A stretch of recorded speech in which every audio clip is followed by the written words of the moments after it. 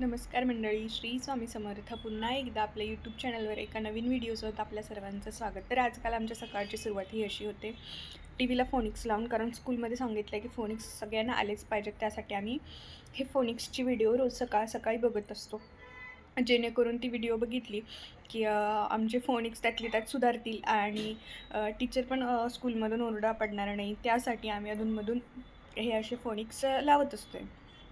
तर लोकांकडे सकाळची सुरुवात ही भक्तिगीतं ऐकून होते, तर आमची सकाळची सुरुवात ही फोनिक्स ऐकून होते. त्याच्यामुळे आमचे पण पाठ होते. तर आज होती संकष्ट चतुर्थी, म्हणून मस्तपैकी गरमागरम खिचडी बनवली. आज शनिवार असल्यामुळे यांना सुट्टीच होती आणि आज संकष्टी चतुर्थीही होती, म्हणून म्हटलं जरा बाहेर जावं. अ, बाहेर म्हणजे कुठे, तर आमच्या इथून दगडूशेठ हलवाई गणपती जवळच आहे. म्हटलं त्या निमित्तानं आपलं दर्शन तर होईल आणि म्हणून आम्ही निघालो जायला. तर तिथून पुढे आल्यानंतर तिथं पुस्तक गल्ली आहे. तिथं खूप छान पुस्तकं अगदी स्वस्त दरात मिळतात.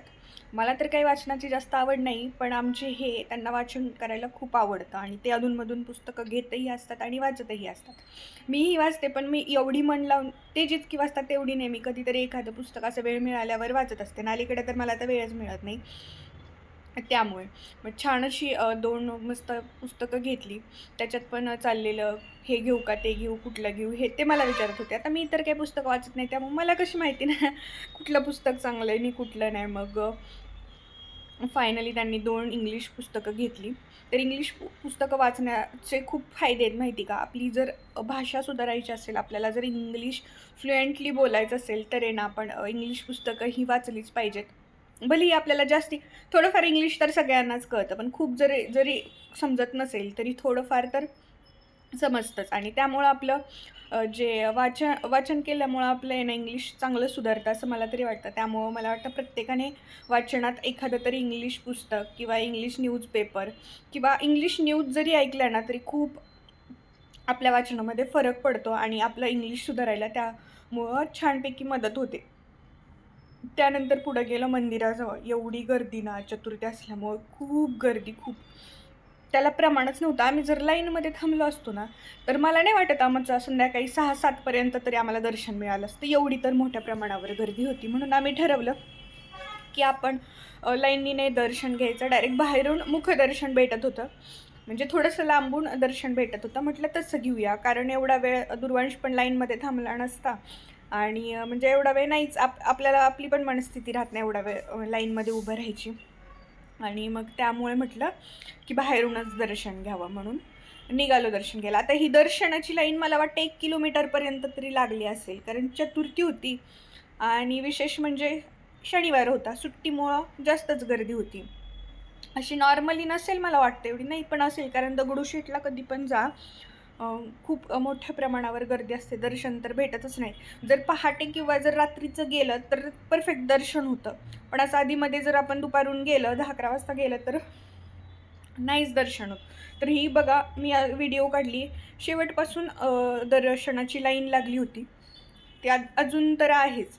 खूप पुढे लाईन अजून. मंदिर पुण्यामधील अत्यंत प्रसिद्ध असं गणपती मंदिर आहे आणि खूप सुंदर मंदिर आहे. जर तुम्ही पुण्यामधील असाल तर नक्की या मंदिरात भेट देण्यासाठी जा असं मला वाटतं. तसेच मंदिराचं व्यवस्थापनही खूप सुंदर आहे. म्हणजे एकदम व्यवस्थित सगळ्या गोष्टी सिस्टमॅटिक आहेत तिथं. एवढी गर्दी होती असूनसुद्धा म्हणजे भाविकांना व्यवस्थित दर्शन घेता येत होतं. चेंगराचेंगरी वगैरे काही होत नव्हती. तर तिथंच एक स्वामी मंदिरही होतं. तिथं काही जास्त गर्दी नव्हती, म्हणून मग म्हटलं अगोदर स्वामी च्या मंदिरात दर्शन घ्यावं आणि नंतर पुढे मग गणपती मंदिरात दर्शन घ्यावं. तर स्वामींच्या मंदिरातही बघू शकता किती गर्दी आहे. खूप मोठी तिथं पण रांग होती आणि तिथं मोबाईल अलाउड नसल्यामुळे बाहेरच थोडासा व्हिडिओ घेतली. पुढं काय मी जास्त व्हिडिओ घेतली नाही. दगडूशेठ हलवाई गणपती मंदिर हे पुण्यामध्ये आहे. तर ते पुण्यातील एक सुप्रसिद्ध मंदिर आहे आणि ते स्वारगेटपासून थोड्याच अंतरावर म्हणजे 2-3 किलोमीटर अंतरावर असेल. तर या मंदिराचा खूप मोठा इतिहास आहे. तर तो काय आहे, तर श्रीमंत दगडूशेठ हलवाई हे पुण्यातील गोड व्यापारी, म्हणजे बघा काका हलवाई यांचं मोठं शॉप आहे बघा पुण्यात. तर ते खूप मोठे हलवाई होते. तर त्यांच्या मुलाचा प्लेगच्या रोगामुळे त्यांच्या मुलाचा मृत्यू झाला. त्या दुःखातून सावरण्यासाठी त्यांच्या गुरूंनी त्यांना गणपती मूर्ती स्थापन करण्याचा सल्ला दिला आणि त्याच्यामुळं त्यांनी मला वाटते 1893 साली गणपतीची मंदिराची स्थापना केली आणि त्यानंतर मग लोकमान्य टिळकांनीही सार्वजनिक गणेशोत्सव सुरू केला आणि मग गणपतीची प्रतिष्ठा वाढली. तर अशी ही ह्याची ऐतिहासिक कहाणी आहे. तसेच हा ट्रस्ट आहे ना खूप मोठा आहे आणि वेगवेगळ्या प्रकारचे उपक्रमही राबवतो. गणेशोत्सवाच्या काळात 10 दिवस लाखो भाविक दर्शनाला येतात आणि खूप मोठा कार्यक्रम असतो गणपतीमध्ये. पण आम्ही गर्दीमुळे जास्त गणेशोत्सवात येणं टाळतो. येण्याचं आम्ही डेअरिंगच करत नाही, कारण खूप गर्दी असते आणि त्याचबरोबर ट्रॅफिकही खूप जाम असतं. कारण मानाचे 3ही गणपती आहे ना याच रोडवर येतात, त्यामुळे खूप मोठ्या प्रमाणात ट्रॅफिक असतं.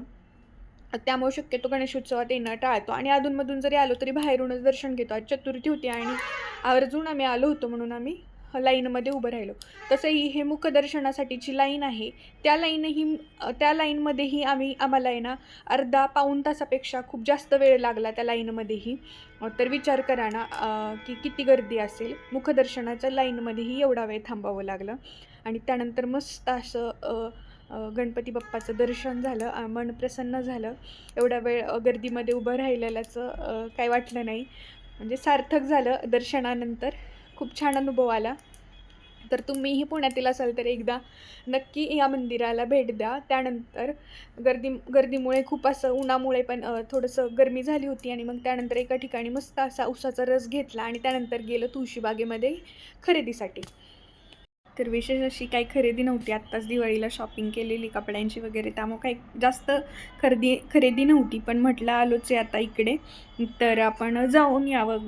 काही जर गरजेच्या वस्तू काही मिळाल्या तर त्या घ्यावा म्हणून गेलो. तर तुळशीबागेत नेहमीपेक्षा तरी कमीच गर्दी होती. एवढी काय विशेष गर्दी नव्हती आणि छान स्टॉल वगैरे खूप छान लागलेले असतात तुळशीबागेत. खरंच शॉपिंगसाठी पुण्यातील लोकांसाठी खूप छान हे प्लॅटफॉर्म आहे शॉपिंगसाठी आणि स्वस्तात मस्त शॉपिंग असते तुळशीबागेतली.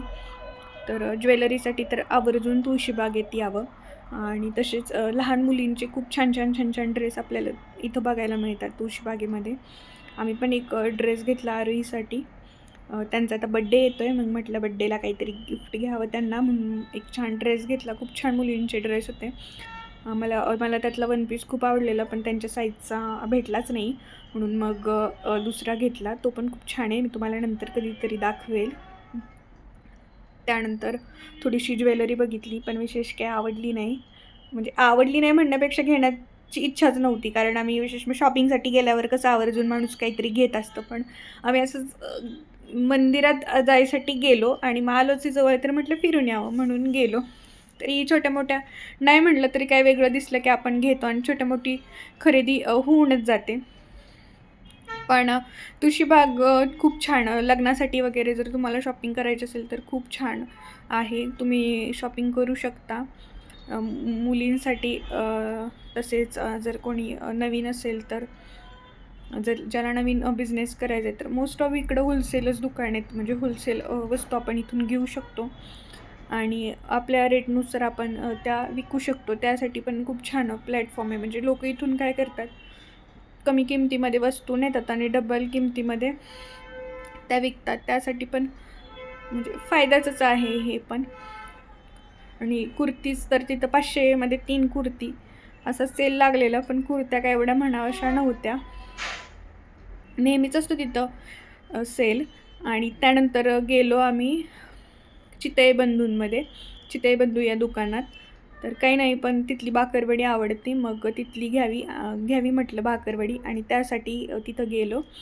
आणि त्यानंतर तिथं हा विश्रामवाडा होता, असं काहीतरी ऐतिहासिक वाटलं म्हणून शूट केलं. म्हटलं त्यानिमित्तानं तरी लोकांना बघायला मिळतं. हा भिडेवाडा आहे, नाही विश्रामवाडा आहे मला वाटतं, भिडेवाडा नसेल हा, विश्राम काहीतरी वाडा आहे. हां, खूप छान होतं त्याचं बांधकामही. त्यानंतर घरी आले, फ्रेश झाले, स्वयंपाक बनवला. व्हिडिओ करायची इच्छा नव्हती त्यामुळं मग नंतर फक्त मोदक बनवले, त्याची व्हिडिओ घेतली. त्यानंतर छान अशी आरती केली. आज संकष्टी होती त्याच्यामुळं आणि छान आरती केली आणि त्याच्यानंतर उपवास सोडावं म्हटलं आणि मस्त असं जेवण केलं आणि उपवास सोडला. तर ही व्हिडिओ कशी वाटली कमेंट करून नक्की सांगा आणि लाईक, शेअर, सबस्क्राईब करायला विसरू नका. धन्यवाद.